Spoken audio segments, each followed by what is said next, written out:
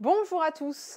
Alors, on se retrouve pour une nouvelle vidéo pédago-jeu autour du calcul mental. Vous êtes nombreux à venir nous voir en magasin pour nous dire que votre enfant a des fois un petit peu de difficulté à retenir ses tables de multiplication ou en tout cas à compter de manière efficace. Alors aujourd'hui, on va vous présenter quelques jeux qui justement permettent de s'amuser tout en faisant du calcul, pas seulement à la fin du jeu en comptant les points, mais justement tout au long de la partie, et c'est ce qui permet de rendre l'utile à l'agréable.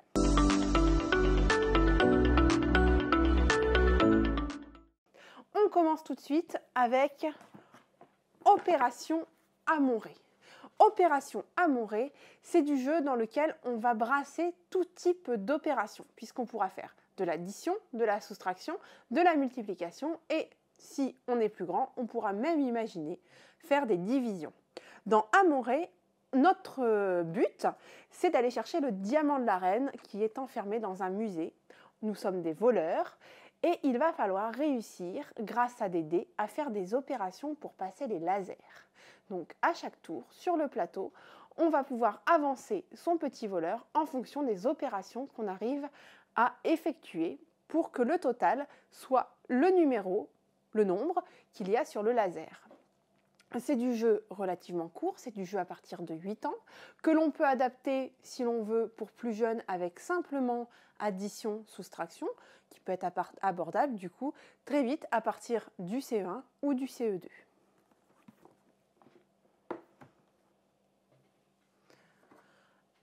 Alors, je continue avec Lobo 77. Dans Lobo 77, on est complètement sur du jeu de cartes. C'est du jeu dans lequel on va avoir des cartes numérotées de 0 jusque, il me semble que la plus grande est 76. Le but du jeu, c'est à chaque tour de jouer une carte et à chaque fois qu'on va jouer une carte, on va additionner. Je joue un 5, le suivant joue un 7, 7 plus 5, ça fait 12. Le suivant rajoute un 10, 12 plus 10, 22 et ainsi de suite. Le joueur qui va énoncer 77 ou plus perd la manche et c'est ce qu'il y a de rigolo dans ce jeu, c'est qu'on va essayer de piéger les autres. Alors vous avez des petites cartes moins 10 qui permettent de redescendre, un petit peu de soustraction. Et puis, vous avez quelques petites cartes à rebondissement aussi, comme le passe son tour ou comme la carte qui oblige le suivant à mettre 2 cartes. On va essayer de se piéger et ce qui est sympa, c'est qu'à chaque tour, on peut essayer de calculer le score, ou en tout cas le nombre, tous ensemble. Le suivant, c'est 1000 sabords. 1000 sabords, c'est aussi du jeu pour faire de l'addition. C'est du jeu dans lequel on va essayer de faire des combinaisons de dés. À mon tour, je lance les dés et j'en mets de côté en fonction des différentes faces que je vais avoir. Je vais essayer de faire des combinaisons qui vont me donner des points. 3 dés identiques, ça me fait 100 points. 4 dés identiques, ça me fait 200 points, par exemple. Je vais fonctionner par centaines et donc par milliers. C'est du jeu de calcul mental où on va pour le coup compter pour passer, alors on pourrait imaginer le faire par dizaines, mais ici on le fait par centaines pour découvrir les chiffres plus grands que 100 et même des fois plus grands que 1000. À chaque tour, donc, je lance mes dés, je mets des combinaisons de côté et attention aux têtes de mort, puisque si j'ai des têtes de mort, elles sortent du jeu. 3 têtes de mort et mon lancer est nul. Je suis obligée de donner mes dés au joueur suivant. Je m'arrête quand je le souhaite et je compte mes points. Le premier joueur à arriver à un certain palier, la règle dit 6000, mais après tout, si on veut être une règle plus courte, on peut. Si on veut aller plus loin, on peut aussi. Le premier arrivé au palier remporte la partie.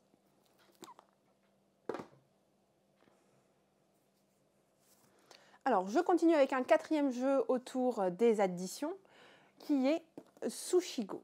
Sushigo, c'est du jeu avec des cartes. On va essayer de créer un petit menu devant nous et pour ça, on va récupérer des cartes de différentes couleurs. Certaines cartes vont nous donner des points tout de suite. D'autres cartes vont devoir être assemblées. Par exemple, les cartes vertes qui sont les sashimi, eh bien, il m'en faut absolument 3 pour avoir 10 points. À chaque tour, je choisis une carte et je donne mon jeu au joueur suivant. Ce qui fait que je récupère le jeu de cartes de mon voisin de droite, hop, et je donne le mien à mon voisin de gauche.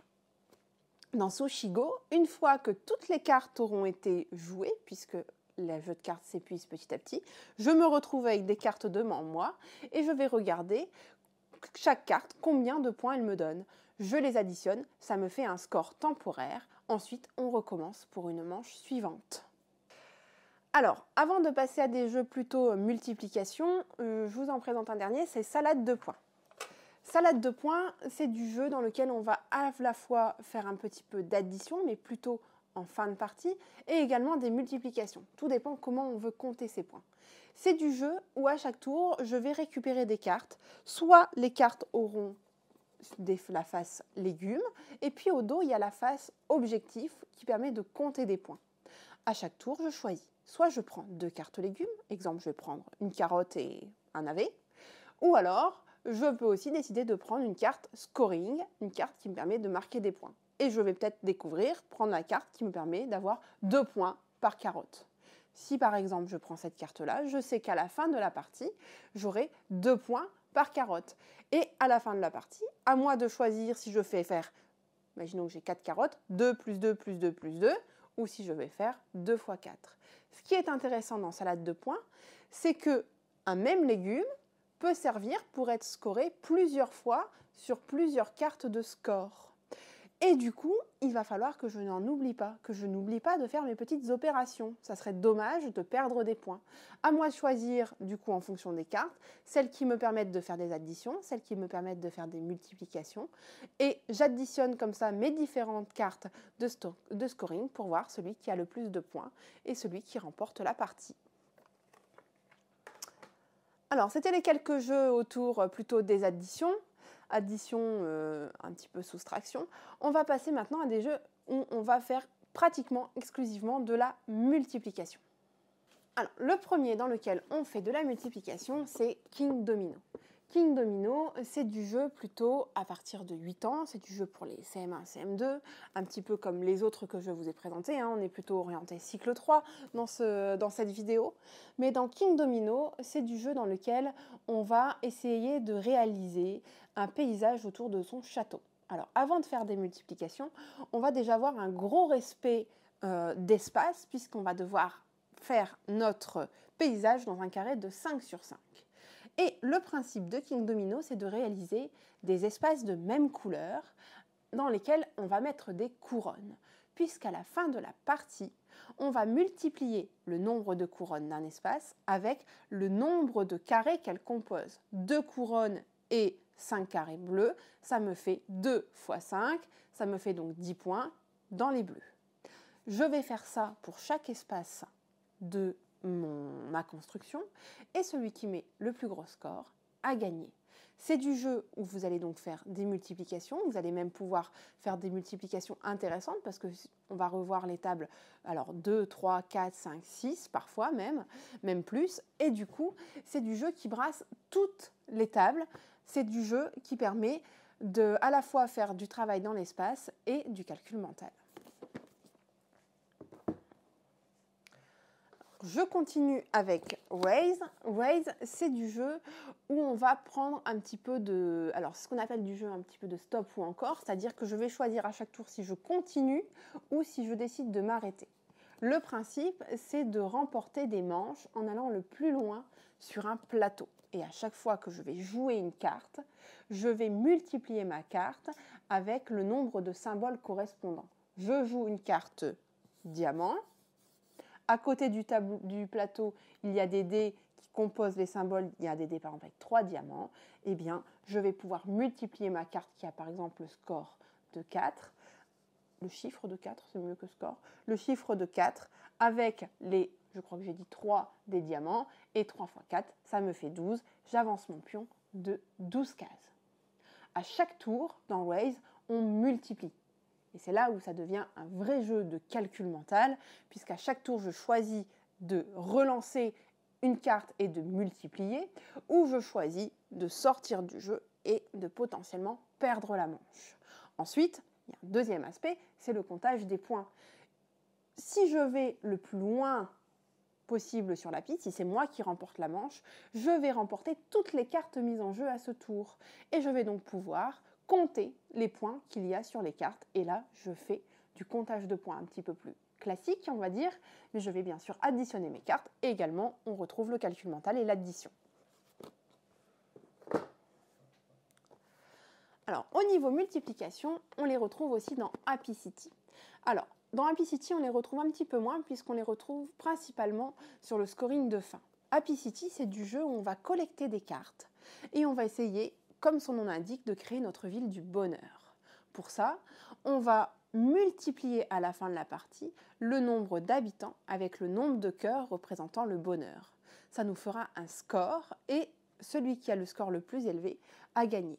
Il faudra donc être astucieux et lorsque vous allez choisir vos cartes, ne pas oublier de récupérer à la fois des habitants, mais aussi des cœurs. On va comme ça, à chaque tour, récupérer une carte et une fois qu'on arrive avec 10 cartes devant nous, la partie s'arrête, on multiplie et on regarde qui a le score le plus élevé. Alors, je termine cette vidéo avec un dernier jeu qui est plutôt orienté, alors ils mettent 8 ans sur la boîte, maintenant moi je trouve qu'il est plutôt orienté collège, notamment 6e, 5e, à partir de cet âge-là ça commence à bien marcher. C'est du jeu qui s'appelle Trek 12. Trek 12, c'est du jeu dans lequel on va faire une ascension, entre guillemets, puisqu'on va gravir une montagne, et donc à chaque tour, on va venir mettre dans notre fiche un petit numéro. J'ai le droit d'inscrire dans ma fiche des numéros compris entre 1 et 12. Et pour inscrire mon chiffre, je vais lancer des dés. Les dés sont lancés pour tout le monde. Ce qui est bien, c'est que ça peut se jouer à nombreux. Et on peut imaginer projeter les dés au tableau pour jouer tous ensemble en classe en même temps. Je projette les dés, je les lance et chacun va choisir ce qu'il veut faire avec ces dés. Est-ce que je les additionne? Est-ce que je les soustrais? Est-ce que je les multiplie? Est-ce que je prends le plus grand? Est-ce que je prends le plus petit? J'inscris donc le chiffre que j'ai réussi à faire grâce à mon opération et je continue mon ascension en respectant les contraintes. Soit créer des chemins de cordée, c'est-à-dire faire des suites dans l'ordre croissante ou décroissant, ou alors faire des zones cartographiées, c'est-à-dire des zones, des blocs de même chiffre.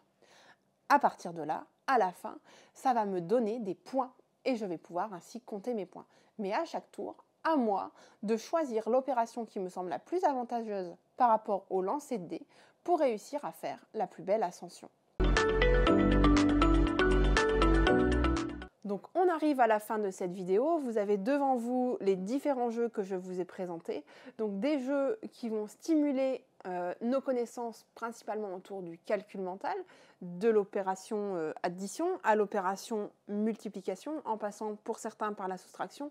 Alors la division, on ne l'a pas énormément, c'est sûr, à part un petit peu dans Amonré, mais en tout cas, vous avez du jeu qui reste du jeu rigolo, du jeu ludique, dans lequel on a vraiment l'impression de faire une vraie partie de jeu, mais où on va mettre à profit nos connaissances et où on va entretenir notre calcul mental, nos tables de multiplication, notamment chez les enfants, on va dire à partir du cycle 3, donc CM1, CM2 et pour certains, bien sûr, 6e et au-dessus, puisque si je prends Trek, si je prends Happy City, en fait, si je les prends tous, c'est des jeux qui restent très intéressants, même quand on joue en étant adulte.